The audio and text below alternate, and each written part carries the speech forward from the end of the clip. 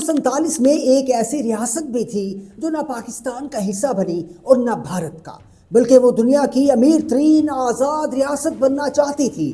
کہانی حیدرآباد دکن کی، جہاں کی آزادی کا خواب خون ریزی پر ختم ہوا۔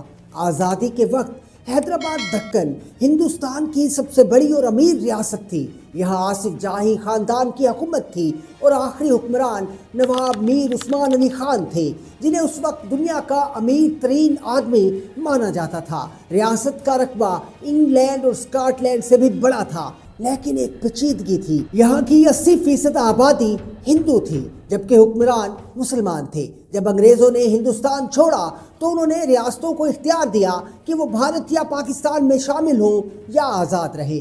نواب میر عثمان علی خان اپنے ریاست کو ایک آزاد ملک رکھنا چاہتے تھے، گرچہ جغرافیائی طور پر حیدرآباد چاروں طرف سے بھارت کے اندر گھرا ہوا تھا، لیکن نظام کے تعلقات بانی پاکستان قائد اعظم محمد علی جناح سے بہت گہرے تھے، اور انہوں نے پاکستان کی مالی مدد بھی کی تھی۔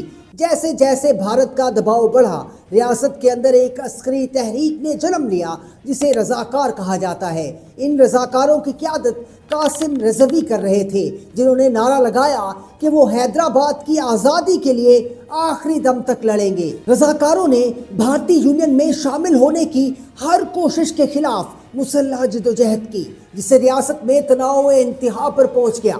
بھارت کے وزیر داخلہ سردار ولبھ بھائی پٹیل حیدرآباد کی آزادی کو بھارت کے پیٹ میں کینسر قرار دیتے تھے۔ 13 ستمبر 1948 کو بھارت نے آپریشن پولو کے نام سے پولیس ایکشن شروع کیا، جو حقیقت میں ایک مکمل فوجی کارروائی تھی۔ نظام کی فوج اور رضاکار بھارتی ٹینکوں اور فضائیہ کا مقابلہ نہ کر سکے۔